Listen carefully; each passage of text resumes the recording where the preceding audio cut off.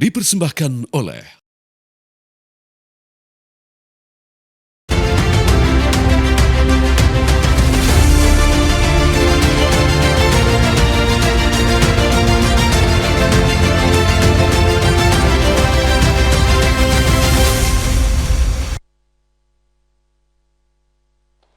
Assalamualaikum warahmatullahi wabarakatuh. Selamat malam.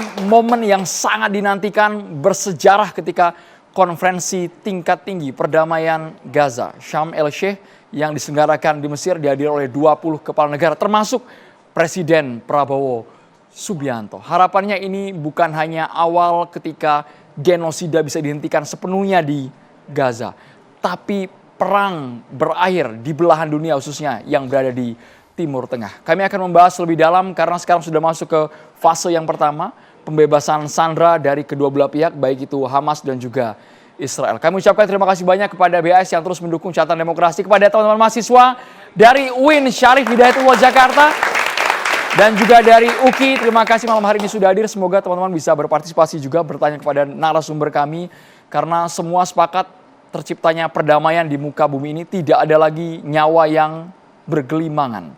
Kita akan tampilkan terlebih dahulu, ini merupakan fase pertama, pembebasan sandera, momen haru yang dinantikan. Bayangkan dari Oktober 2023 sampai Oktober 2025, mereka terpisah dari keluarganya dan akhirnya bisa bertemu. Gencatan senjata Israel Hamas berdamai, apakah ini sifatnya temporer atau permanen jangka panjang? Dan pemirsa pasti bertanya, kenapa kami selalu menghadirkan kedua belah pihak, baik itu yang pure, yang betul-betul mendukung Gaza, dan juga ada aktivis pro-Israel. Ini pasti menuai polemik selalu di Catatan Demokrasi, tapi paling tidak kita ingin mendengarkan dua perspektif yang berbeda, karena kabarnya Monique Rickers malam ini tidak hadir ke studio, tapi langsung dari Gunung Sinai di Mesir. Kabarnya ia menyaksikan langsung proses pembebasan sandera dari pihak Israel. Kami juga menghadirkan ada Muhammad Hussein, aktivis Gaza, seorang jurnalis. Assalamualaikum Mas Hussein, sehat Mas? Boleh Mas gunakan mic-nya Mas, kita sambil cek audio. Waalaikumsalam warahmatullahi wabarakatuh. Alhamdulillah sehat. Alhamdulillah luar biasa kemarin ketika misi kemanusiaan Global Summit Flotilla, luar biasa Mas Hussein, dan malam hari ini bisa bergabung Catatan Demokrasi. Terima kasih banyak. Kami juga menghadirkan ada pengamat politik Timur Tengah, Ustadz M. Najih Ar-Ramadloni. Assalamualaikum Mas Najih, Gus Najih. Waalaikumsalam warahmatullahi wabarakatuh. Terima kasih. Serta pengamat hubungan internasional dan juga politik luar negeri Universitas Indonesia, Prof. Susi Sudarman. Sehat Bu Susi? Yang tetap kritis dan juga objektif. Biasanya ini posisinya bertukaran sama Prof. Hikmahanto nih, antara di tengah atau di pinggir. Terima kasih banyak pakar hukum internasional UI, Prof. Hikmahanto Juwana sudah hadir di Catatan Demokrasi, Prof. Terima kasih undangannya. Dan ini teman lama yang sudah lama tidak bertemu, analis Timur Tengah, Kang Irfan Maulana. Assalamualaikum Kang Irfan. Waalaikumsalam warahmatullahi wabarakatuh. Ya semua tiap hari ketemu. Perasaan baru tadi sore ngobrol, tapi betul-betul krusial. Ini momen bersejarah karena bukannya dipotret oleh kita semua, warga negara Indonesia, tapi juga dunia menantikan. Tidak ingin lagi ada 67.000 lebih, ratusan jiwa menjadi korban keberingasan di Gaza, Palestina. Saya langsung ke Prof. Hikmahanto melihat KTT ini, Prof, meskipun tidak dihadiri oleh Hamas dan juga Israel saat penanda tanganan kesepakatan. Menurut Anda ini sifatnya semua atau bisa jangka panjang, permanen? Ya, semua ini bergantung pada terutama Israel dengan Hamas.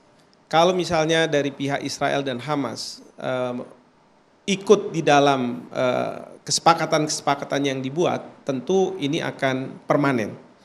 Bahkan kalau kita lihat dalam 20 poin proposal yang dibuat oleh Trump, itu di poin 19, itu ujungnya nanti adalah hak untuk menentukan nasib sendiri bagi rakyat Palestina. Itu udah dibunyikan di situ, walaupun tidak kemudian ditulis secara tegas bahwa akan ada yang namanya negara Palestina.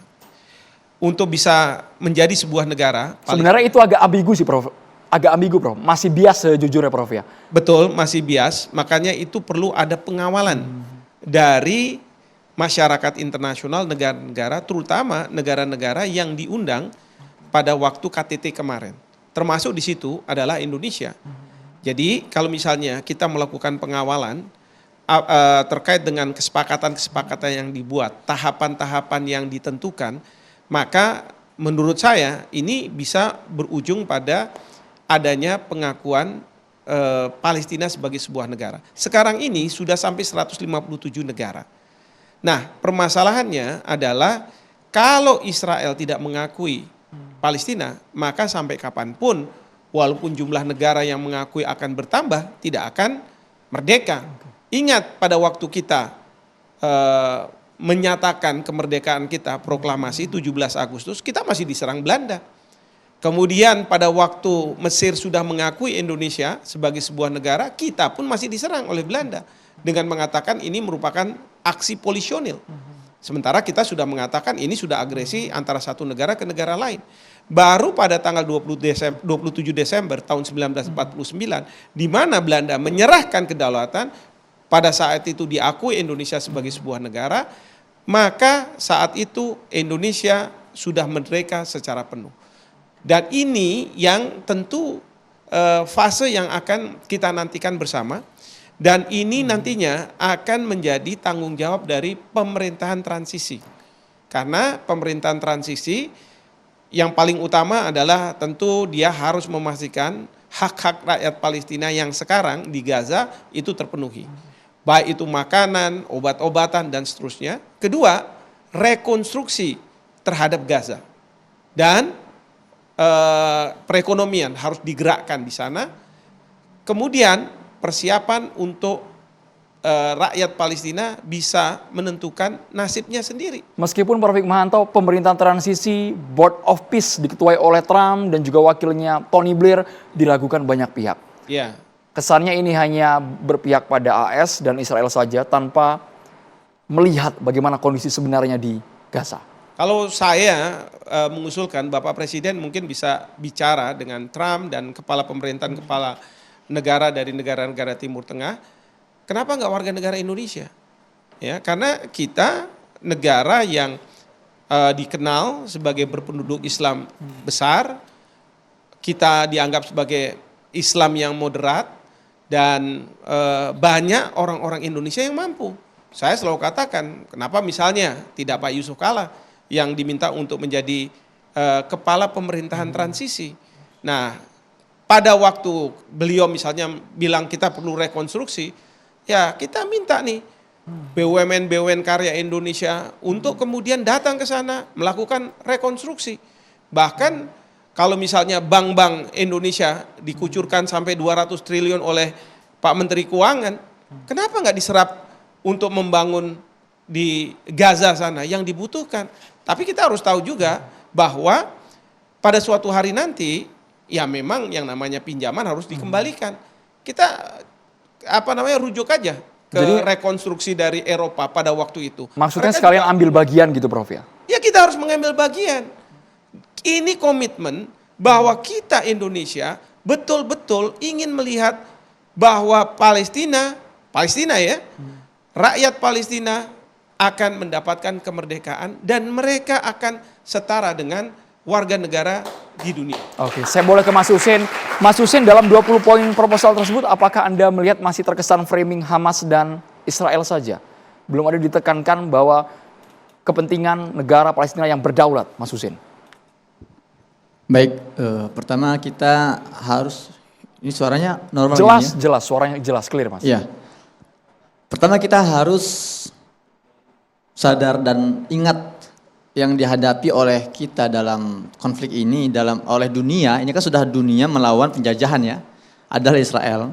Bangsa yang memang identitas dan mentalitasnya itu mentalitas pelanggar dan pengkhianat, pelanggar kesepakatan dan selalu mengkhianati berbagai perjanjian. Ketika poin 19 yang tertulis dalam 20 poin itu disebutkan Palestina memiliki hak untuk menentukan nasib sendiri. Itu bukan keputusan baru ya. Tahun 1974 kalau tidak salah setelah Yom Kippur pernah ada resolusi PBB 3236 nomor 242 kalau tidak salah. Itu juga dengan jelas menyebutkan bahwa PBB memutuskan warga Palestina memiliki hak untuk menentukan nasibnya sendiri. Tahun 74 loh. Tapi lihat apa yang terjadi sampai hari ini, itu nggak terjadi. Artinya tidak dipatuhi, tidak diiyakan, dan kita lihat sampai, jadi apa sih yang akan membedakan antara tahun 74 dan sekarang gitu ya? Itu pertama. Jadi tidak ada rasa aman, dan kita pun nggak boleh begitu mudah tenang melihat kondisi ini. Saya 12 tahun di Gaza, saya selalu menjadi saksi. Tahun 2012 tercapai itu kesepakatan gencatan senjata. Nggak nyampe 2 tahun dilanggar. 2014 kami digempur lagi. Kemudian nggak lama 2021 kami digempur lagi. Terus sampai 2023 berkali-kali gitu ya. Maka dalam hal ini jangan nggak usah jauh-jauh deh, mohon maaf ya. Saya harus kabarkan dulu. Hari ini saja sudah 20 nyawa dibunuh di Gaza. Hari ini saja ya. Padahal sudah masuk fase gencatan aktif, senjata. Kan? Nah, belum yang kemarin, belum yang lalu. Ini sudah hampir 100 dibunuh sejak tercapainya ini. Namun ada pertanyaan, terus apa tanggapan Hamas misalnya melihat pelanggaran ini? Dari dulu para pejuang di Gaza, mereka memiliki satu komitmen seperti ini kata-katanya. Kalau mereka melanggar, kami tidak akan membalas dengan pelanggaran lain. Karena sekarang bola panasnya bukan lagi di dalam Gaza, tapi bola panasnya itu ada di negara-negara mediator. Sekarang ini sudah masalah wibawa mereka. Mesir, Amerika, Qatar. Mesir, Turki, Qatar. Mereka dong yang harusnya menjaga dan menjamin ini. Dan Indonesia, penting lah saya sampaikan di awal-awal biar teman-teman mendengar. Indonesia di sini kesempatan. Pak Prabowo, kalau Bapak Prabowo yang terhormat ingin mengeluarkan narasi menjamin keamanan, sekaranglah waktunya. Alangkah kerennya kalau hari ini Pak Prabowo tampil di depan masyarakat dunia dan mengatakan bahwa sebelum kita menjamin keamanan Israel ke depannya gitu ya, kita harus menjamin bahwa tidak ada pelanggaran yang terjadi selama gencatan senjata berlaku. Nah, itu harus disampaikan. Karena kenapa? Karena kita melihat sejarah mereka selalu melanggar. Maka disinilah diperlukan kehadiran pemerintah Indonesia untuk benar-benar menunjukkan komitmen dan konsistennya untuk Palestina. Hukum internasional kerap dilanggar, tapi kita berhubung dulu dengan Mbak Monique Rickers yang sudah bergabung via Zoom. Ini sepertinya Mbak Monique masih ada di Mesir. Mbak Monique, kami ingin tahu Mbak, kita ingin memvalidasi juga. Anda menyaksikan betul proses pembebasan sandera. Kami dengar semua sandera dari warga Israel itu betul-betul diperlakukan manusiawi oleh Hamas. Mbak Monique. Audio boleh dinyalakan Mbak?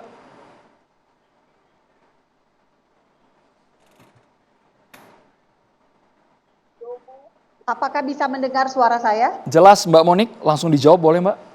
Oke, ya selamat malam waktu Indonesia. Ya Bapak Ibu semua, kita bersyukur akhirnya ada pembebasan sandera. 20 sandera hidup boleh pulang kembali ke Israel dalam keadaan baik. Ini satu hal yang patut kita syukuri bersama karena akhirnya Hamas mau membebaskan sandera. Karena Bapak Ibu tentu tahu ya sebelumnya sangat sulit untuk mengeluarkan sandera secara hidup-hidup dari tawanan teroris di Gaza. Nah, yang perlu Bapak Ibu ketahui saat ini telah terjadi pergeseran regional yang sangat signifikan. Kenapa signifikan? Karena negara-negara Arab setuju agar Hamas meletakkan senjata dan sandera ini harus dibebaskan. Kemarin di Sharm el Sheikh ini jelas sekali. Ada siapa saja, ada Qatar yang selama ini membacking Hamas. Lalu ada pula pemimpin-pemimpin Hamas kan berdomisilinya di Qatar. Jadi ketika Qatar ada ikut sepakat itu sesuatu yang besar, langkah besar. Lalu ada Arab Saudi dan tentu saja juga ada negara-negara yang lain termasuk negara kita Indonesia. Jadi Bapak Ibu semua, menurut saya sangat-sangat luar biasa apa yang terjadi dalam kesepakatan pembebasan sandera. Nah, ini yang menurut saya Bapak Ibu semua di Indonesia perlu melihat dari sisi secara regionalnya, secara Timur Tengahnya Bapak Ibu. Secara Timur Tengah ini sesuatu yang baru, sesuatu yang luar biasa. Akhirnya negara-negara Arab di kawasan Timur Tengah ini mau melakukan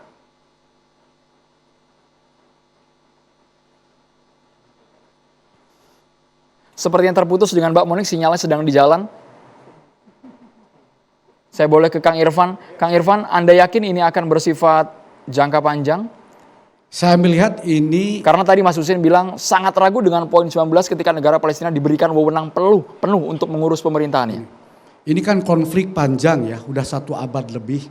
Kalau saya hitung mundur ke belakang, setidaknya sejak 1915, pasca pemberontakan Arab terhadap Turki, kemudian Inggris dan Perancis, ada Sykes-Picot Agreement 1915 yang membagi wilayah bulan sabit subur yang ditinggalkan Turki Utsmani untuk 2 negara itu. Palestina masuk mandat Inggris, Irak, Kuwait, gitu. Suriah, Libanon masuk mandat Perancis. 2 tahun kemudian, 1917, Balfour Declaration, Menteri Luar Negeri Inggris mengeluarkan deklarasi yang memberi orang Yahudi hak untuk kembali ke Palestina sebagai homeland. Disitulah terjadi migrasi besar-besaran orang Yahudi beli dan nyaplok tanah orang Palestina. Sampai kemudian puncaknya Perang Dunia Kedua, berkat negara-negara barat itu juga, akhirnya negara Israel serta fait accompli, negara-negara yang pas pemenang Perang Dunia Kedua waktu itu memaksa Arab untuk menerima partition plan. Disitulah konflik, terjadilah peristiwa Nakba. Peristiwa genosida pertama itu adalah Nakba. Ketika ratusan ribu warga Palestina meninggalkan kampung halaman mereka yang sekarang jadi Tel Aviv, yang sekarang jadi Haifa, yang sekarang jadi kota-kota besar Israel itu dulu adalah kampung-kampung orang Palestina yang sudah ribuan tahun mereka tinggali, dipaksa pergi. Itulah ethnic cleansing pertama. Ratusan ribu yang kemudian menyebar ke pengungsian dan ke berbagai negara di dunia. Terjadi tragedi luar biasa dan menurut saya ini 20 poin Trump ini suka tidak suka dengan berbagai kerumitan dan kelemahannya, ini ibarat secercah cahaya di lorong gelap yang panjang yang umurnya lebih dari 100 tahun. Ini ada secercah cahaya. Kenapa? Karena ada beberapa tanda-tanda menunjukkan adanya titik balik. Peristiwa serangan Hamas 7 Oktober itu terlepas dari kontroversi dan tragisnya serangan itu, tapi itu adalah sebuah titik balik. Dan menunjukkan bahwa Israel sudah melewati peaknya, sedang dalam proses menuju deklinasi. Kenapa? Karena 2 minggu sebelum 7 Oktober, dalam sidang tahunan PBB itu tahun 2023, tanggal 22 seingat saya, dengan percaya diri Netanyahu pidato di hadapan Majelis Umum PBB, ini adalah deal of century. Deal Abraham Accord. Dia menunjukkan peta baru Timur Tengah yang kalau orang paham sejarah biblikal, ini mirip Eretz Israel. Visi kaum Zionis radikal tentang Israel Raya yang luasnya dari sungai di Mesir sampai ke sungai Ufrat. Dia menunjukkan peta itu. Dan di situ tidak ada yang namanya negara Palestina. Dengan begitu yakin. Netanyahu bilang, kami tinggal nunggu Saudi Arabia saja. Masih alot. Tapi pada akhirnya Saudi akan ikut. Peristiwa 7 Oktober itu membuyarkan mimpi Netanyahu dan kaum Zionis militan garis keras Israel. Karena sejak itu Saudi menolak semua pembicaraan untuk normalisasi hubungan. Dikutip peristiwa genosida Gaza sedemikian rupa luar biasa, masyarakat dunia mata hatinya semua terbuka. Lintas agama, lintas ras, lintas etnik, yang terjadi di sana adalah pembantaian, pembasmian, ethnic cleansing, dan genosida. Semua mata hati dunia. Di situ Saudi dan beberapa negara Arab mengeluarkan kartu lama yang dulu ditolak keras oleh Israel dan oleh negara Barat. Kartu lama itu apa? Two state solution. Itu yang tahun 2002 diusulkan dalam proposal damai Arab oleh Raja Abdullah Al Saud itu. Termasuk Indonesia. Indonesia belum bersuara waktu itu, tapi diadopsi sebagian besar negara Arab, tapi ditolak oleh Israel, ditolak oleh Amerika, ditolak oleh semua negara Barat. Waktu itu Palestina itu nothing. Sebagai sebuah negara nothing. Itu proposal diajukan, ini solusi akhir deh kata negara Arab. Udah kita akui Israel, tapi Israel Barat akui juga Palestina dong. Sesuai dengan resolusi 242, 338 tahun 74 itu. Batasnya adalah sebelum perang tahun 67. Yerusalem Timur milik Palestina sebagai ibu kota, tepi barat jalur Gaza. Itu tahun 2002 ditolak. Intinya bertepuk sebelah tangan. Nah, peristiwa kemarin genosida Gaza, kartu ini dimainkan lagi oleh MBS. Dulu waktu itu aktornya itu Pangeran Faisal bin Farhan. Dia bikin deklarasi bulan September tahun 2004 di New York juga bersamaan sidang tahunan. Deklarasi Koalisi Global Palestina Merdeka Two State Solution. Waktu itu hanya sedikit negara yang ikut. Tapi berjalannya waktu, semakin gilanya Israel, dunia semakin terbuka. Jarak mic-nya boleh lebih dekat kan? Kemudian Emmanuel Macron terketuk. Kemudian Keir Starmer ikut. Akhirnya negara-negara Eropa semua tergerak setelah Irlandia dan Spanyol ya. Kemudian titik balik itu setelah Emmanuel Macron ikut terlibat, dia yang kemudian menggalang dukungan negara-negara Eropa Barat, seutuh Amerika. Puncaknya adalah deklarasi di PBB kemarin, 157 negara, two state solution. Itu adalah titik balik luar biasa. Artinya lebih dari 3/4 negara anggota PBB mengakui Palestina itu sebagai negara eksis, two state solution. Dan dalam proposal two state solution itu garis merah tidak boleh dilanggar. Tidak dikompromikan, ibu kota Yerusalem Timur milik Palestina. Tapi Barat milik Palestina, termasuk Gaza. Kenapa itu garis merah? Karena Yerusalem Timur itu ada Al-Aqsa. Di situ ada gereja makam Kudus. Ada lokasi-lokasi yang disucikan terutama oleh Muslim dan Kristen. Kang Irfan, pertanyaannya siapa yang bisa menjamin bahwa itu tidak akan dilanggar selama fase gencatan senjata berlangsung sesaat lagi? Oke. Kita harus jeda di Catatan Demokrasi pemirsa.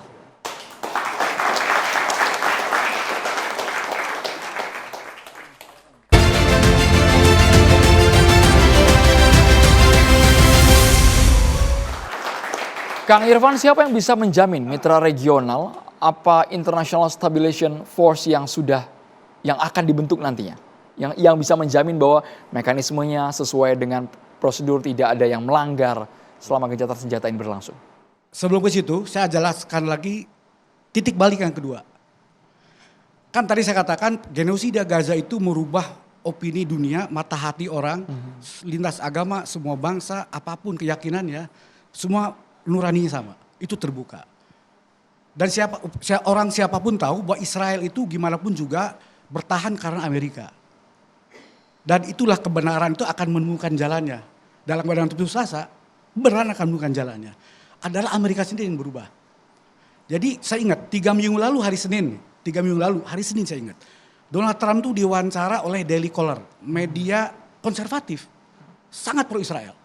Di situ Trump gundah tentang perubahan opini publik Amerika terhadap Israel.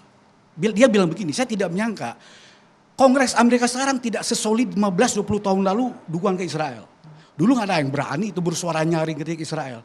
Sekarang sudah mulai ada yang berani ngeritik Israel dan sudah bikin kelompok di kaukus gitu loh di Kongres. Sudah mulai kan ada beberapa anggota Kongres atau senator yang keras terhadap Israel. Bahkan dari senator Partai Republik sendiri. Kan ada Marjorie Taylor Greene tuh dari Georgia, keras banget tuh soal ngecam Israel. Kemudian yang kedua, begitu juga masyarakatnya. Jadi dia yang mengutip survei-survei terkini di Amerika menunjukkan sekarang lebih dari 53% orang dewasa Amerika melihat Israel itu negatif.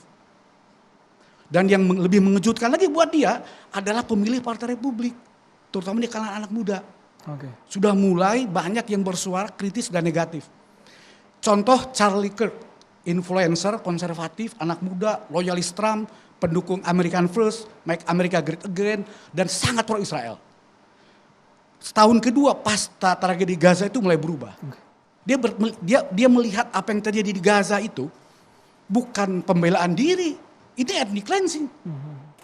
Dia sudah mulai gundah. Dia menyebut Jeffrey Epstein itu agen Mossad. Dia kerjaannya memeras polisi Amerika supaya pro Israel. Dia mulai mempertanyakan keberadaan AIPAC yang terus mencampuri kebijakan luar negeri Amerika. Akhirnya dibunuh. Charlie Kirk itu contoh mewakili anak muda konservatif, evangelis, loyalis, Make America Great Again, dan loyalis Donald Trump. Itu Trump curhat di Daily Caller. Berhari kemudian, The Economist minggu berikutnya melakukan survei, dan minggu kemarin The Washington Post melakukan survei.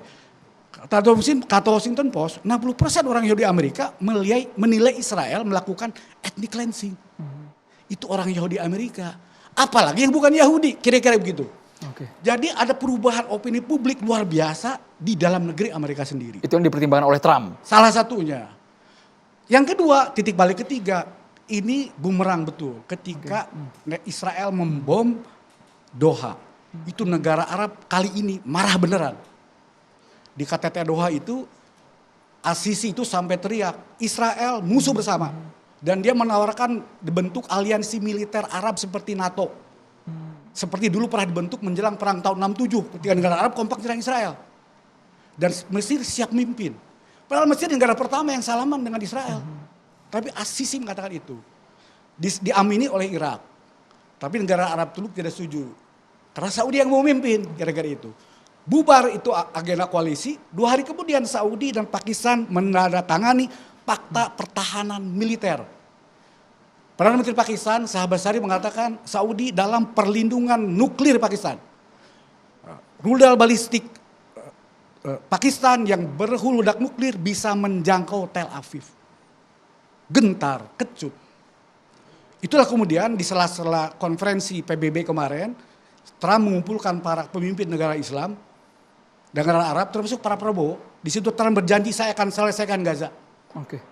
Setelah itu kemudian dia panggil Netanyahu hari Minggu kemarin Netanyahu dipanggil, di situ dimaki-maki. You are always, dia bilang fucking negatif. Oke. Itu keras Trump marah dan Itu langsung dia tahu. Dan kemudian Trump minta Netanyahu minta maaf ke Emir Qatar.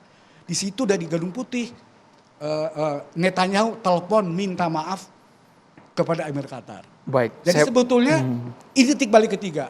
Amerika sendiri menuju perubahan yang dramatis untuk perdamaian. Ya mudah-mudahan ya. Ini ibarat cahaya di lorong gelap yang panjang. Mudah-mudahan ini tetap bertahan. Kita jaga semua. Terus membesar Palestina merdeka. Baik. Sebelum ke Bu Susi, Mas Husin ditanggapi dulu Mas. Kang Irfan yakin bahwa Trump bisa memegang komitmennya. Prof. Hikmanto dan juga Bu Susin nanti bisa ditanggapi. Dan juga Gus Najib boleh. Ya, baik. Jadi saya ingin sedikit mengomentari ya. Tadi perkataan Pak Ivan terkait Perancis dan negara Barat mulai terketuk.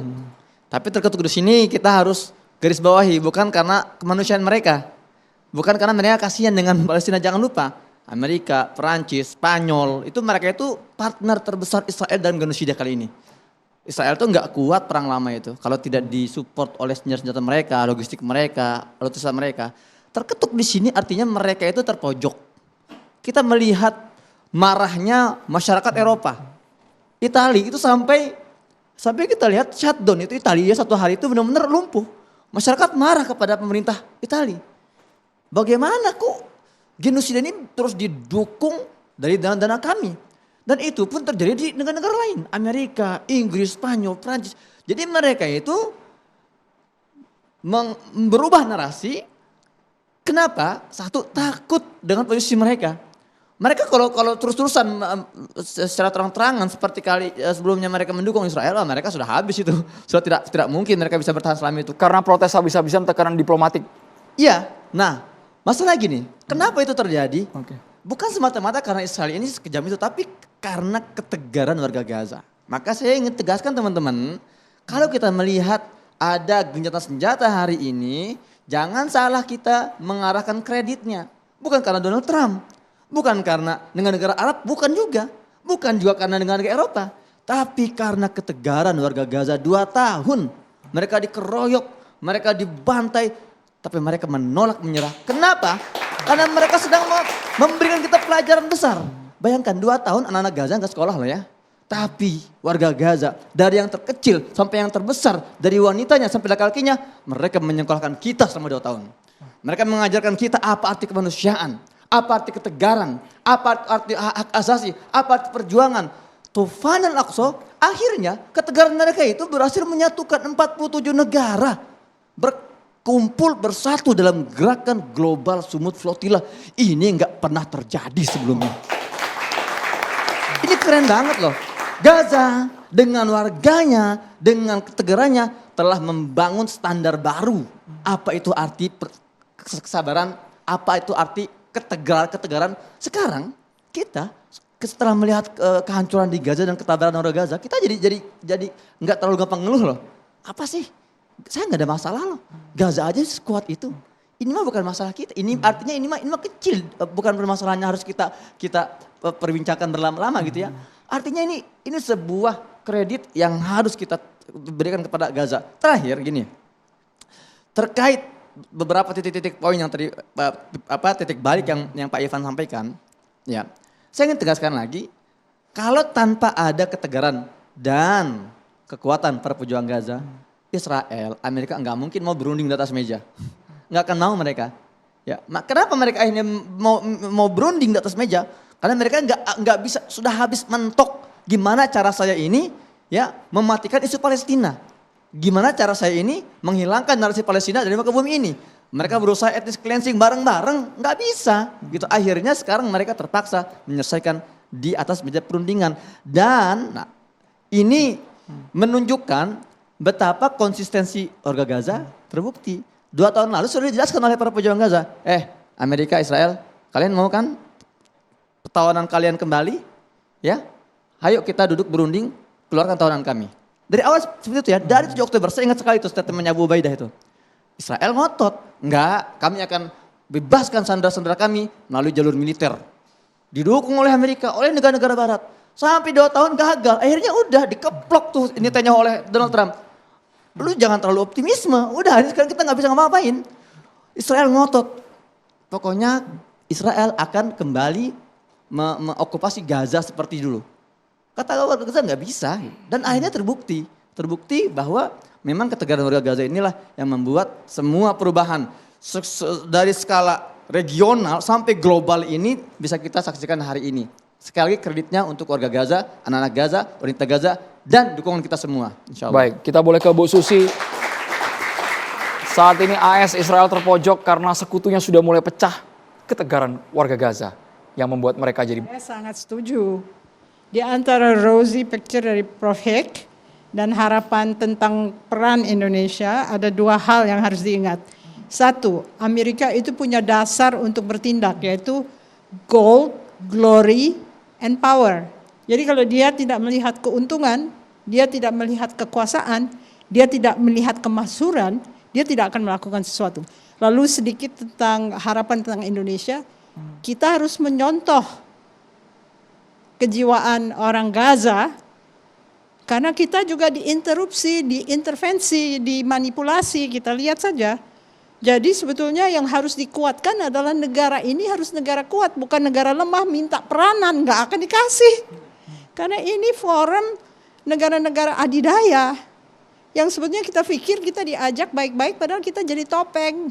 Soal tadi usulan Prof. Hikmanto, ambil bagian. Ya, topeng untuk menyatakan bahwa Muslim majority state mendukung peace plan ini. Padahal kita diintervensi untuk memberikan hadiah-hadiah kepada Amerika Serikat sebelum ini masalah tarif ya.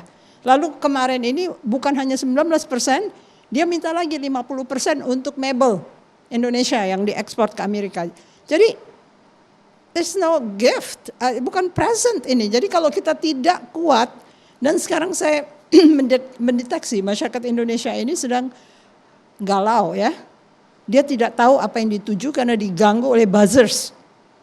Jadi kita harus teguh menyatakan kita akan menjadi negara kuat. Karena tanpa menjadi negara kuat, kita tidak punya bargaining position. Ya, dasarnya adalah jiwa yang kuat untuk bisa bertahan sebagai bangsa. Mungkin kita hampir melipir menuju jurang ya, karena kelihatan kita tidak punya daya untuk berpikir bahwa ini negara adidaya. Anda tidak bisa melakukan sesuatu tanpa mengingat bahwa foundations mereka adalah gold, glory, and power. Kita apa yang punya? Mungkin MBG juga artinya juga genosida sebetulnya. Tapi Bu Susi seperti ini, ketika Bu Susi kesannya sangat ragu dengan orientasi perdamaian murni yang dibawa oleh Trump ini di rebuilding Gaza. Ini adalah satu sandiwara. Us.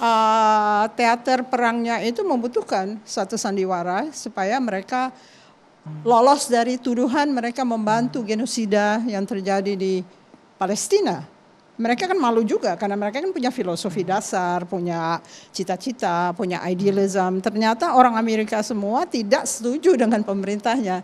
Tapi mereka tidak punya kekuatan untuk melawan. Universitas juga diganggu oleh Donald Trump.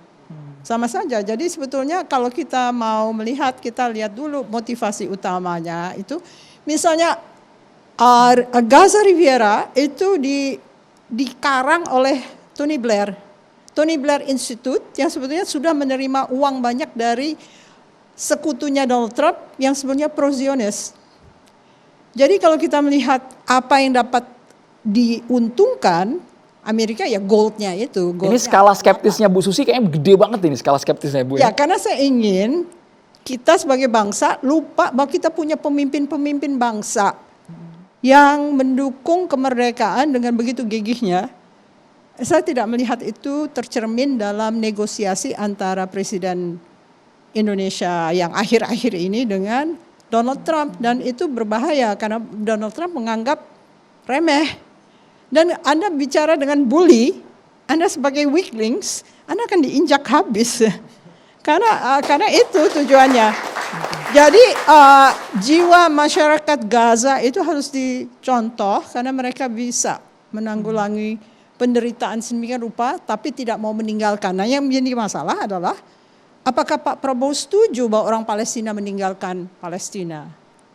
Kan mereka tidak bisa balik karena ada dalam stipulasi 20 poin itu bahwa mereka bebas pergi tapi mungkin di voluntary evacuation atau 2 million Palestinian keluar dari Palestina itu kan sangat pro Israel sebetulnya. Dalam poinnya sangat opsional, silakan yang ingin meninggalkan Gaza atau menetap. Sesaat lagi kita akan lanjutkan hanya Jatan Demokrasi pemirsa. Kita kembali ke Mbak Monik, ada poin ke-18, dialog antar agama didirikan untuk mempromosikan toleransi dan hidup berdampingan damai antara warga Gaza Palestina dan juga Israel. Menurut Mbak Monik itu bisa terwujud, tidak ada lagi pihak yang ingkar, Mbak Monik? Ya tentu saja harapan saya adalah toleransi itu bisa terwujud.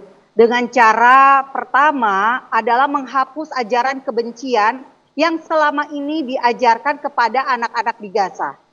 Ini penting sekali Bapak Ibu semua. Nah, kenapa? Karena memang ditemukan adanya ajaran kebencian tersebut. Ajaran kebencian terhadap Israel, orang Yahudi, dan juga orang Kristen. Nah, kalau Bapak Ibu lihat bagaimana peran dari Arab Saudi. Arab Saudi sudah memulai menghapus ajaran kebencian di buku-buku ajar di sekolah.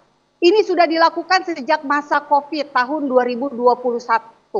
Jadi menurut saya 20 poin kesepakatan yang dicanangkan oleh Trump ini adalah salah satu konsep ideal yang melibatkan banyak pihak. Karena apa? Mengelola Gaza itu juga Trump menawarkan kepada orang lain, kepada negara lain, termasuk Indonesia.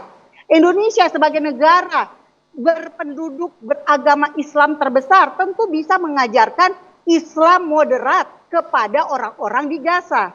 Ini sangat positif menurut saya. Dan inilah peran di mana Presiden Prabowo bisa mengambil bagian. Banyak organisasi-organisasi agama Islam di Indonesia seperti Nahdlatul Ulama, Muhammadiyah yang tentu saja harus mengajarkan damai. Jangan lagi mengajarkan kebencian. Nah itulah peran Mbak penting Monik, sebentar, dari Indonesia. ini supaya tidak salah tafsir. Pertanyaan saya, apakah Indonesia mau atau tidak? Apakah Indonesia mengikuti ideologi yang anti-Israel atau mempertahankan ideologi yang damai? Ini penting Bapak Ibu semua. Dan saya sangat berharap Indonesia, negara kita menjadi negara cinta damai. Sekarang perang telah berakhir. Apa langkah selanjutnya? Apa yang ingin Indonesia kontribusikan? Inilah yang perlu kita bicarakan.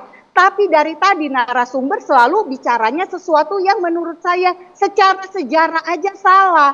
Mohon maaf Bapak Ibu. Bapak-bapak yang tadi berbicara tentang sejarah itu salah. Tahun 74 Narasumber yang mana ya Mbak Monik mana ya? ada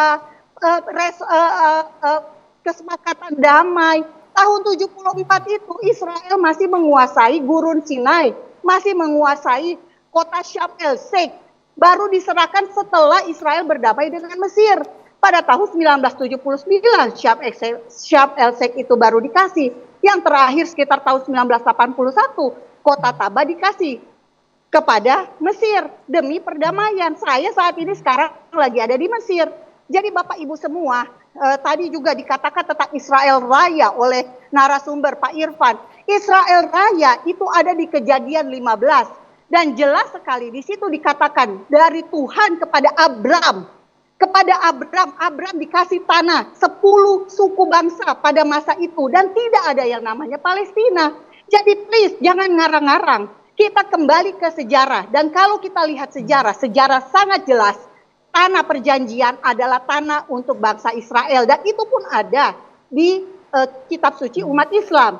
Ya, Bapak Ibu silakan baca sendiri dan jelas sekali Nabi Musa membawa bangsa Israel dari Mesir masuk ke tanah perjanjian. Jadi sekarang orientasi kita sebagai bangsa Indonesia adalah berdamai. Carilah perdamaian. Dan itulah yang sangat penting untuk memulai agar bangsa kita menjadi bangsa yang sejahtera. Tapi ditanggapi dulu, Mbak Monik, ditanggapi soal tadi data Kang Irfan ngarang-ngarang harus ditanggapi Kang. Kita butuh pertanian.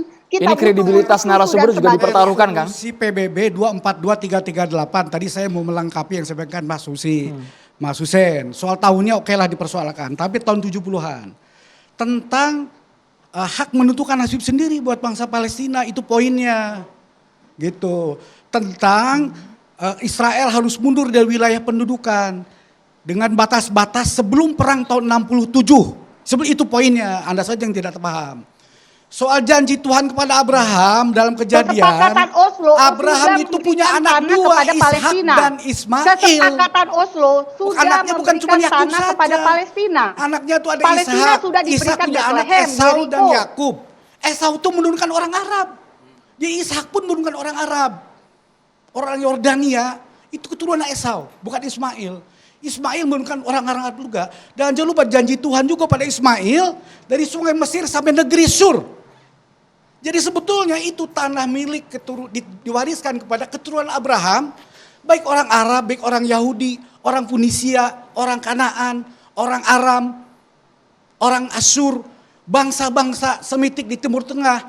Jadi bukan cuma orang ngaku-ngaku keturunan Yakub yang sudah tidak jelas juntrungannya udah 3000 tahun. Netanyahu emang keturunan Abraham, hidung mancung, kulit putih, rambut pirang. Ini jangan ngarang deh. Ini ngaku-ngaku saja. Yang sebut dengan keturunan Abraham itu orang Palestina. Genetika mereka tuh udah dicek, mereka identik orang Timur Tengah. Nenek moyang mereka udah ribuan tahun tinggal di situ. Bisa jadi Yasser Arafat itu keturunan Daud. Bisa jadi Ismail Haniyah itu keturunan Ishak. Karena mereka tinggal di situ turun-temurun ribuan tahun.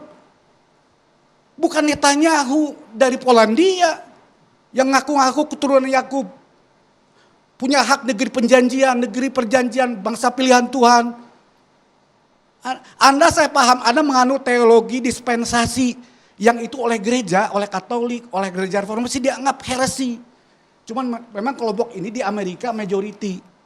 Anda itu punya pemahaman teologi dispensasi.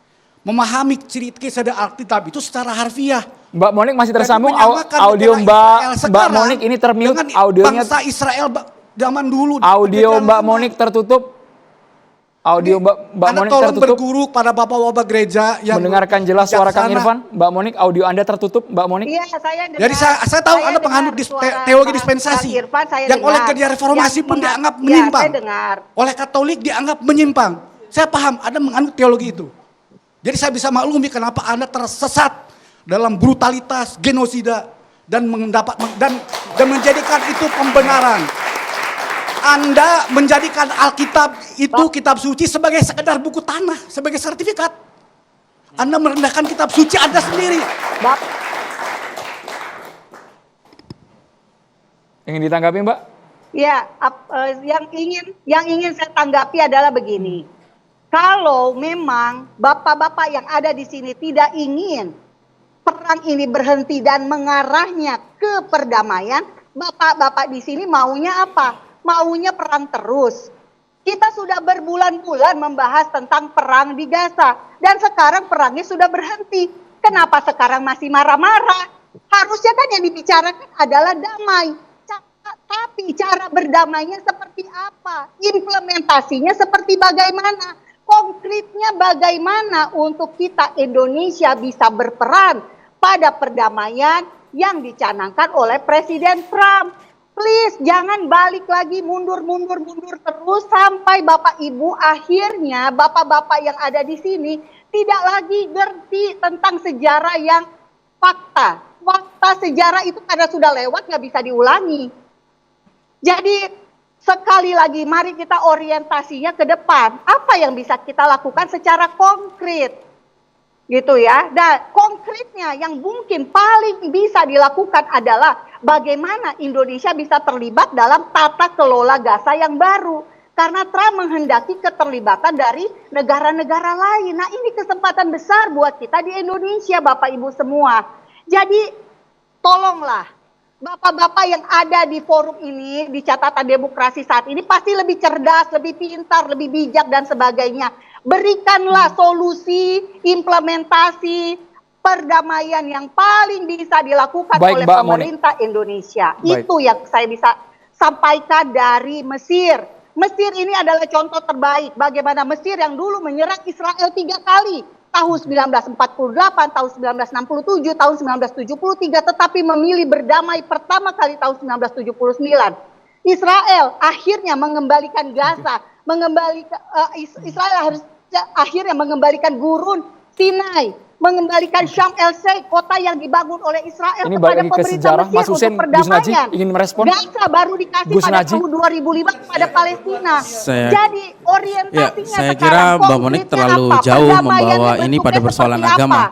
Damai yang Saya seperti kebetulan apa lama dalam di Timur pikiran Tengah. Bapak Ibu semua? Ditahan dulu, Jangan Mbak hanya Monik, ditahan dulu. pikirannya, jangan hanya pikirannya hanya memusuhi Jadi orang Yahudi dan anti justru Mbak Monik ini Israel. terus-menerus sama sekali membawa tidak ini pada Pancasilais, sejarah Bapak Ibu versi semua. Jadi sekali lagi Christian bagaimana evangelist konkret gitu ya. dari perdamaian. Jangan hanya Saya lama mengajari hidup di bangsa Timur Tengah Indonesia dan kebencian. Kita tidak udah mengenal tahu kebencian. bagaimana Kita ini iklim bangsa hidup yang, beragama di Timur Tengah itu. Pancasilais. Kita bergantian. Kita ini Ibu Bapak, kita bergantian. Pancasila Baik, kemanusiaan Mbak yang adil Monik dan ingin beradab. konkretnya, Dan kita ditahan dulu. menerima semua bangsa termasuk bangsa Israel. Di forum yang lain. Gus Kasih Naji. kesempatan narsum yang lain. Iya, Gus Naji. Kalau soal kerukunan beragama yang tadi disinggung ya, sebetulnya di Timur Tengah ini kan kerukunan beragama sudah terjalin ribuan tahun. Yahudi, Kristen, Islam. Saya misalnya hidup lama di Damaskus. Di sekitaran Masjid Umayyah yang didirikan oleh Daulah Bani Umayyah itu, justru perkampungan-perkampungan di samping masjid itu semuanya adalah perkampungan Yahudi dan Kristen. Nggak pernah ada persoalan sebelum Israel datang. Dan kita tahu kan di Bethlehem ini kan pemegang kunci gereja Kudus ini justru adalah Muslim. Jadi kalau soal kerukunan saya kira nggak perlu diajarin lagi. Persoalannya kan ini kan belum terwujudnya keadilan, ya kan. Kita ketika mengkeluarkan keadilan tanpa adanya mengkeluarkan perdamaian tanpa adanya keadilan, ya itu ilusi. Nggak bisa terjadi. Makanya Abraham Accord itu sebetulnya banyak ditolak oleh dunia Islam.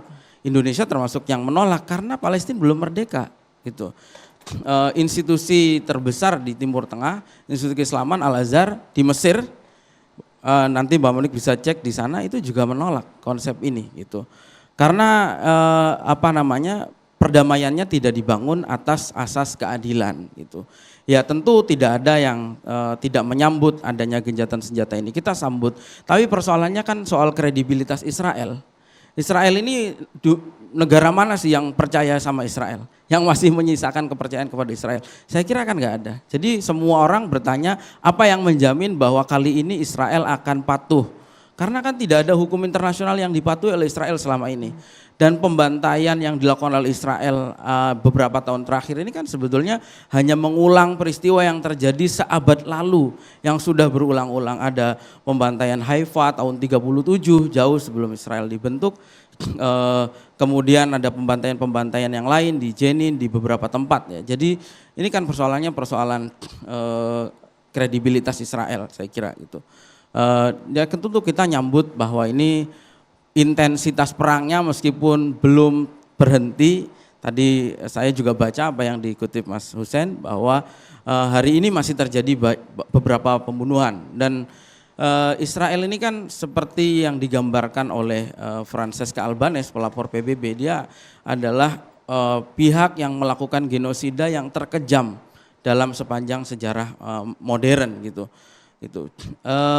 Bertolak belakang dengan pemikiran Mbak Monik yang mengatakan bahwa anak-anak di Gaza di brainstorming, bahwa ada ajaran kebencian tadi. Itu tidak ada. Cukup menohok sekali itu. Sebetulnya kebencian terhadap penjajah, bukan kebencian terhadap Yahudi. Ini kan masalah kita bukan kepada Yahudi. Ini kan masalah kita adalah ideologi ekstrim Zionisme. Karena ideologi ini kan yang menjadi landasan berdirinya Israel, kemudian dengan memperkosa ayat-ayat kitab suci, begitu memanipulasi sejarah, gitu. Sebelum orang-orang Israel datang, penduduk Palestina itu sudah ada orang Mesir, orang Kanaan sebelum 3000 tahun ya. Jadi kan kita juga nggak mau ada orang dari tiba-tiba mengklaim sebagai keturunan Majapahit kemudian merasa berhak atas tanah Indonesia, kan kita juga nggak mau begitu. Ini kan saya kira klaim yang tidak berdasar begitu. Nah, dan kreditnya memang menurut saya adalah bukan kepada Donald Trump, bukan kepada Israel, karena saya yakin Israel nggak mungkin mau berunding, nggak mungkin mau gencatan senjata tanpa adanya tekanan dari. Jadi ini sebetulnya adalah kemenangan rakyat Palestina, kemenangan pejuang kemanusiaan dan kemenangan akal sehat, karena tanpa tekanan dari dunia internasional. Sekarang dunia ini kan betul-betul marah. Mungkin Israel bisa menghancurkan Gaza, tapi kemudian kan akhirnya peristiwa terakhir ini mampu membuka, membalik opini dunia internasional tentang Israel gitu. Banyak, karena program-program seperti Mbak Monik ini kan program Hasbara namanya. Kampanye Apa itu Mas? didanai oleh Mas? Israel untuk memperbaiki citra Israel di mata dunia. Gitu. Maksudnya Dan Mbak Monik di endorse Israel gitu? Ya, program-program seperti ini namanya program Hasbara. Programnya Israel dalam bentuk kampanye media sosial, dalam bentuk beasiswa pendidikan untuk anak-anak kita termasuk di Indonesia, anak-anak dari Sumatera Utara, dari NTT diberi beasiswa agrikultur, IT di Israel, itu kan bagian dari program Itu sesuai fakta atau Hasbara. sudah dipelintir maksudnya? Fakta, faktual. Dan sebetulnya sekarang ini yang terjadi, makanya kita tidak boleh euforia. Sekarang yang terjadi justru adalah Israel sedang berusaha menghapus jejak kejahatan perang mereka melalui orang-orang seperti Mbak Monik dan juga jaringannya di Indonesia. Dan memang orang-orang begini mukanya harus tebal untuk menyebarkan kebohongan. Nah, yang kedua, Mbak Monik, Mbak Monik ngasih thumbs down. Oke. Kemudian begini, Pak. Ada salah seorang influencer Palestina yang baru meninggal, Soleh Al-Jafrawi ya namanya. Akun Instagramnya terverifikasi, followernya 4,5 juta. Sudah panjang sekali perjalanan akun ini, banyak sekali merekam kejadian-kejadian langsung dari Gaza. Hari ini akun itu hilang. Dan kemudian jadi ada upaya menghapus jejak-jejak kejahatan perang Israel, ini yang harus kita atensi.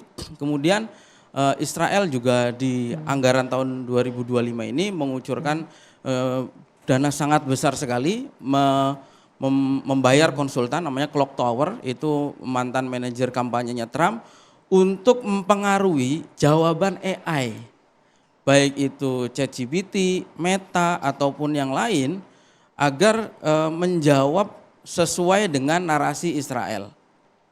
Nah, ini sejalan dengan apa yang tadi disampaikan Prof. Susi bahwa jadi menggunakan berbagai perangkat termasuk, tapi Mbak Monik mohon maaf tadi saya ingatkan rasanya kurang etis ketika Mbak Monik di layar tadi kami tampilkan dengan menggunakan jari jempol ke bawah. Mbak Monik kalau ingin menanggapi langsung saja argumen, bukan dengan reaksi gestur Mbak Monik. Mbak Monik. Iya, karena apakah saya betul tadi suami saya yang mendengar. Iya, karena tadi suami saya bilang suara saya tidak terdengar, di silent. Jadi bagaimana saya bisa merespons kalau saya di mute gitu loh sama catatan Demokrasi TV One. Jadi tolong kalau saya bicara jangan di mute. Artinya bukan, sorry ini jangan sampai Anda ngeles Mbak. Soalnya yang kami tangkap Anda tadi memberikan thumbs down ketika komentar dari Gus Najih bahwa Anda ini merupakan campaign. Anda di endorse Israel. Bukan karena teknis, karena kami audio dari tadi kami nyalakan. Tentang Hasbara. Oke, baik, saya sekarang yang bicara ya Bapak. Pak Najih tadi mengatakan tentang Hasbara. Nah, saya ingin tekankan di sini. Saya ini adalah sejak tahun 2016 saya mendirikan yayasan non-profit. Saya tidak dibayar oleh Israel. Untuk apa Israel membayar saya? Saya bukan siapa-siapa. Tahun 2016 ketika saya bikin yayasan saya, program saya hanyalah edukasi melalui film. film toleransi tentang Israel dan Palestina, Yahudi dan Islam. Itu bisa kok dilihat Bapak Ibu semua film-filmnya seperti apa. Israel itu tidak boleh membayar orang, nggak boleh membayar buzzer. Lihat aja Bibi menerima fasilitas untuk pergi ke Amerika, itu dia dikasusin. Jadi jika Anda menuduh saya sebagai hasbara, Anda telah mendiskreditkan saya di depan penonton dari catatan Demokrasi TV One. Karena itu makanya saya membantah. Saya ini pelayanan, saya berada sebagai seorang pelayan dari Alkitab saya. Alkitab saya yang isinya sejarah bangsa Israel. Jika saya tidak menganggap kebenaran di dalam Alkitab itu benar, firman Tuhan itu adalah kebenaran, maka saya ini adalah orang Kristen abal-abal. Saya tidak mau seperti itu. Karena itu ketika Pak Naji mengatakan saya bermuka tebal, yes, saya memang bermuka tebal. Saya harus berani memperkatakan kebenaran. Meskipun saya dihujat, dicaci maki, dikatain seperti yang Bapak Ibu tadi saksikan sendiri. Ini adalah tentang kebenaran Bapak Ibu. Keadilan, perdamaian tidak akan bisa terwujud tanpa kebenaran. Dan kebenaran itu sumbernya hanya satu, dari Alkitab. Kenapa saya ngotot tentang Alkitab? Karena di situ tertulis tentang bagaimana Musa membawa punya bangsa challenge Israel masuk buat ke Monik, saya tanah punya perjanjian challenge. dari Coba Mesir. Mbak Monik datang Jadi, ke back to the tembok Bible. ratapan Buat bawa Anda semua Alkitab. yang orang Kristen Kalau harus nggak back diudahin to the hebat. Bible. Ya, coba Saya challenge rasa ya. cukup di sini Sekali Bapak lagi Ibu seperti karena kan, saya sedang saya dalam challenge perjalanan Monik sehingga datang saya ke tidak Yahudi bisa Israel mengikuti lebih lanjut. sana Saya mohon undur diri. tembok ratapan. Saya punya challenge Mbak Monik yang mengatakan sebagai pelayan Bible gitu ya. Silakan datang ke tembok ratapan. Kemudian membawa Bible-nya di tengah-tengah orang Yahudi, lihat apa kira-kira responnya. Saya yakin akan diludahi itu. Karena sebegitu diskriminatifnya Yahudi itu. Ya bahkan kepada mereka yang mendukung gitu kan. Dan kalau tadi dikatakan katanya anak-anak di Gaza itu diajarkan terorisme gitu ya. Saya kan tinggal di Gaza 12 tahun. Nggak ada masalah-masalah seperti itu ya. Masalah doktrinasi ke anak-anak di Gaza? Doktrinasi itu hanya bicara bagaimana kita sebagai negara dijajah harus melawan penjajah. Sebatas itu. Ya, Tapi yang bisa kita lihat malah itu viral banyak banget sumbernya. Lihat pola pengajaran anak-anak Yahudi Israel. Itu jelas banget kata-katanya. Kalau kalian bertemu orang Arab, apa yang kalian inginkan? Mereka jawab tuh, ada video yang tersebar ya. Kami ingin sekali membunuh mereka. Seperti itu hal yang biasa. Dan gini, saya ketika dapat flyer malam hari ini akan berhadapan dengan tokoh seperti ini, ya saya sebetulnya sudah sangat paham lah bagaimana muaknya masyarakat Indonesia terhadap keberadaan oknum-oknum seperti ini. Maka saya juga tidak bisa menyalahkan teman-teman media karena sayang sekali pemerintah Indonesia kita ini belum punya regulasi sampai hal seperti ini. Harusnya ketika Indonesia punya konstitusi anti penjajahan, mendukung kemerdekaan, itu harus ada turun-turunannya. Makanya ada dibuat regulasi, misalnya penyebaran paham Zionisme di Indonesia. Itu penting sekali agar makhluk-makhluk seperti itu nggak muncul lagi dan tidak meresahkan. Dan sebetulnya teman-teman ini saya ingin mengajak teman-teman ya ngasih masukan. Kalau kalian tidak mau melihat makhluk-makhluk semacam ini tampil di televisi, ya silakan saja buat yang namanya itu laporan bareng-bareng. Iya, karena itu ada celah-celahnya. Indonesia ini kan ada satu pasal ya tahun 2000 berapa itu ya. Pokoknya pasal yang menyebutkan bahwa semua ideologi yang mengancam itu ada pasal dalam hal intelijen ya, mengancam ideologi Pancasila dan ideologi Indonesia secara umum anti penjajahan itu bisa dikenakan hukum loh. Dan kita melihat banyak orang-orang yang terang-terangan menyebarkan paham Zionisme di Indonesia. Dan ini paham yang jelas-jelas bertentangan dengan Pancasila. Ini bisa dipidanakan sebetulnya. Kemudian juga bicara tentang ras dan diskriminasi. Ini jelas-jelas Yahudi itu, Israel itu berdiri, bukan Yahudi ya. Zionis Israel itu dalam ideologinya itu menggunakan pemahaman ras unggul. Bagi mereka warga Palestina itu adalah ras bawah. Orang-orang Yahudi Zionis itu adalah ras unggul. Ini juga menyalahi ketertiban Indonesia. maka teman-teman ya dimanapun berada silakan gunakan pasal-pasal ini untuk mengantisipasi agar tidak terjadi lagi pemandangan mengerikan seperti ini gitu. Tapi pertanyaan selanjutnya adalah kita kembali ke topik bagaimana mewujudkan Palestina yang berdaulat, dan kami ingatkan tadi untuk Mbak Monique Rickers, kami tidak sama sekali mematikan audionya selama dialog ini berlangsung. Sangat disayangkan karena kita berbeda lokasi, berbeda jarak sehingga mungkin saja ada gangguan sinyal. Gestur tadi sangat kami sayangkan, mohon maaf untuk semua narasumber, jangan diulangi lagi gestur yang tidak beretika. Kami kembali sesaat lagi. Prof. Hikmahanto, operasi militer apakah dihentikan secara permanen? Masa depan Gaza jelas pasti. Ya, jadi kalau saya lihat diskusi tadi, mungkin karena Mbak Monique gitu ya, yang sudah keluar dari sambungan kita.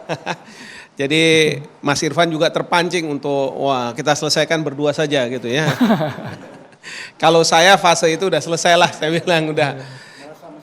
Merasa masih. Tapi gini.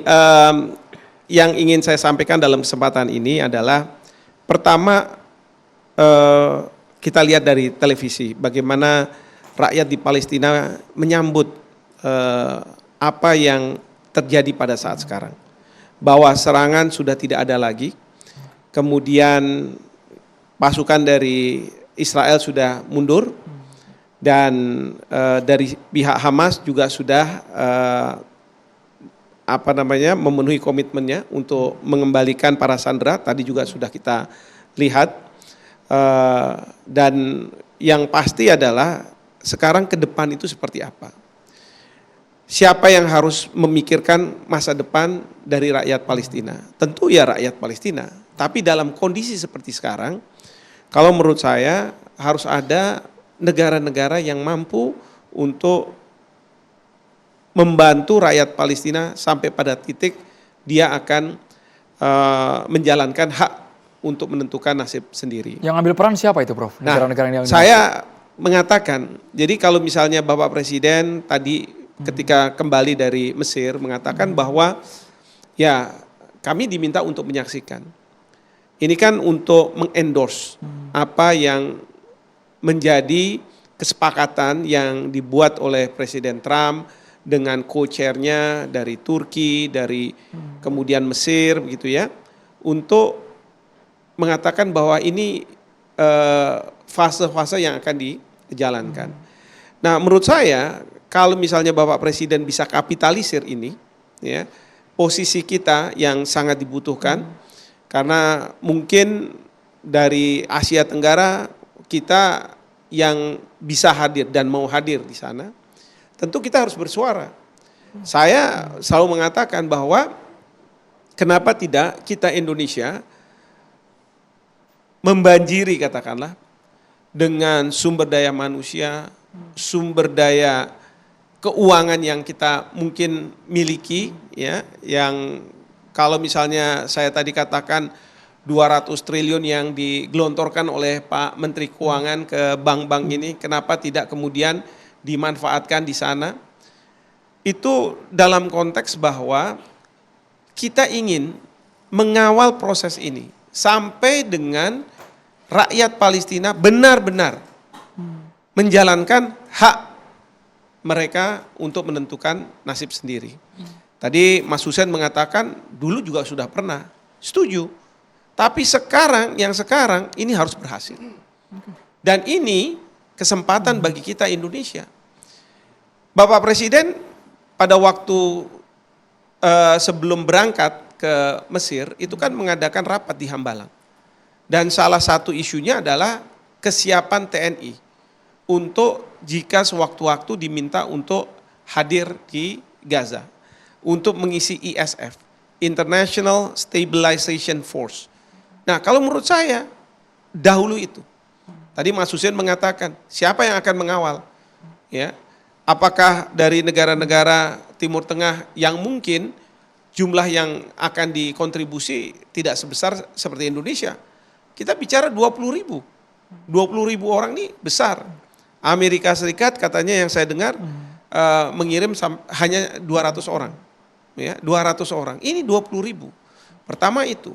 Yang kedua, kalau menurut saya kerahkan BUMN kita, kerahkan perusahaan-perusahaan swasta kita, untuk terlibat dalam proses rekonstruksi dari Gaza. Ya. Kita ingin bahwa di sana banyak orang-orang Indonesia yang bisa melihat dengan kepala mata sendiri seperti Mas Hussein ada di Gaza, ya, dan membantu betul-betul rakyat Palestina. Bu Susi, itu bisa diwujudkan Ibu? Mungkin tidak ruang untuk Indonesia diberikan ke sana juga, ikut kontribut? Masalahnya mungkin secara diplomatis kita kurang punya kekuatan untuk membuat negeri kita punya bargaining position. Tidak terlihat dalam narasi-narasi, tidak terlihat dalam pidato. Kita lupa bahwa kita punya Tan Malaka, kita punya Cokro Aminoto dan sebagainya yang cukup gigih untuk memperjuangkan sesuatu, ya.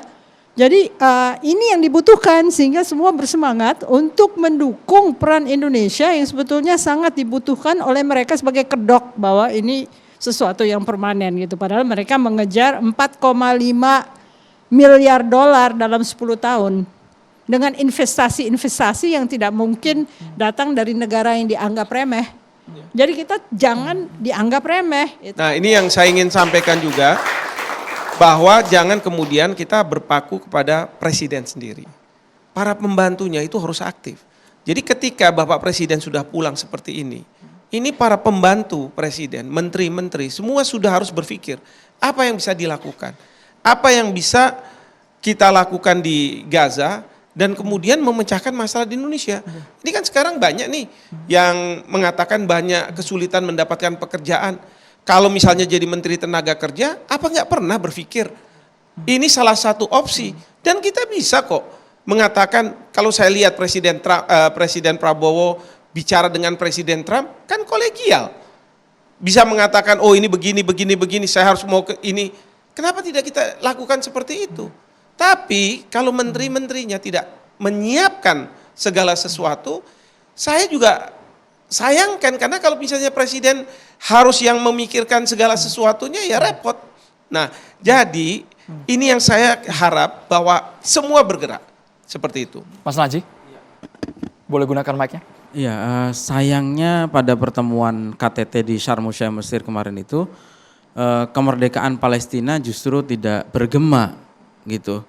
Tidak ada suara lain atau pandangan yang baru dari Amerika tentang kemerdekaan Palestina. Jadi ini yang saya kira perlu menjadi catatan, apalagi Netanyahu mengatakan perang ini belum berakhir. Dan memang ya kita harus akui bahwa Tapi seingat kami 1 hari setelah bertemu dengan Trump di mobil langsung dibantah, langsung diralat pernyataan Netanyahu. Bu Sunaji. Ya siapa yang bisa menjamin itu? Oke. Gitu. Karena seperti beberapa pimpinan Arab dulu pernah sampaikan. Dulu Muammar Gaddafi, kemudian Presiden Yaman Ali Abdullah Saleh itu dulu pernah mengatakan bahwa Israel itu hanya mengenal bahasa senjata sebetulnya. Israel itu hanya mengenal bahasa senjata. Makanya dia bisa menyerah hanya kepada Iran, dia bisa menyerah hanya kepada tekanan-tekanan keteguhan Hamas ya di Gaza yang tidak menyerah, padahal itu ormas sipil melawan militer resmi dengan peralatan yang paling canggih di dunia gitu. Dan tadi Mbak Monik sampaikan bahwa ada kurikulum kebencian terhadap Israel, terhadap Yahudi, nggak ada itu sebetulnya. Yang ada adalah perlawanan terhadap kolonialisme dan itu sah gitu, karena di dalam resolusi PBB 37 tahun 1982 itu bangsa yang terjajah itu berhak untuk melakukan perlawanan dengan cara apapun, termasuk dengan perlawanan bersenjata. Jadi Hamas tuh nggak bisa disebut teroris, karena mereka adalah orang yang memperjuangkan hak kemerdekaannya sebagai bangsa. Apakah Hamas pernah melakukan operasi teror di luar Palestina? Nggak ada, nggak pernah. Dan kejadian 7 Oktober kemarin, kematian paling banyak itu hasil investigasi mereka sendiri di Israel, yang juga disampaikan oleh mantan Menhan Israel Yoav Gallant. Dia mengatakan bahwa kebanyakan korban meninggal, korban tewas di Israel itu oleh tentara Israel sendiri, karena ada doktrin di kalangan militer Israel itu yang disebut sebagai Hannibal Directive. Oke. Gitu. Kalau boleh saya sedikit ya Gus, dengan tadi pernyataan Israel gitu ya. Kalau saya melihat gini, unit analisis itu nggak bisa pada level negara. Tapi unit analisis itu harusnya juga pada siapa yang memegang tampuk kekuasaan. Nah sekarang ini yang memegang tampuk kekuasaan itu kan Benyamin Netanyahu. Oke. Nah kalau kita lihat dari apa yang dilakukan oleh Benyamin Netanyahu, ini sangat-sangat ekstrim. Ya. Dan kita Tapi sangat ada yang berharap lebih ekstrim genosida lagi. tidak lagi terjadi di Gaza. Sesaat Betul. lagi kami akan segera kembali pemirsa.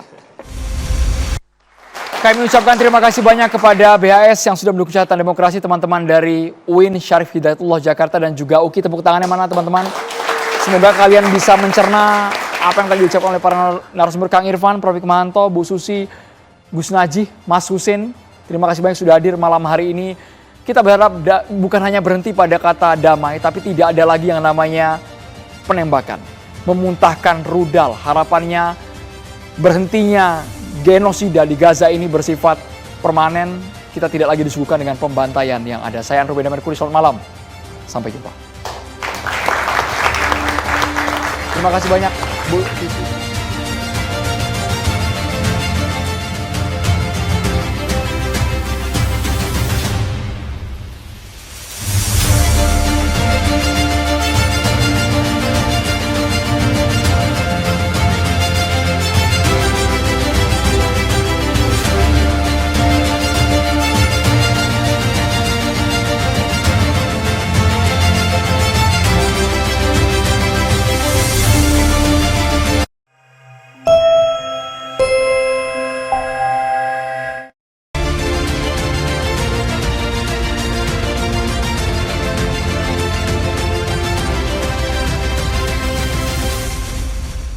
Dipersembahkan oleh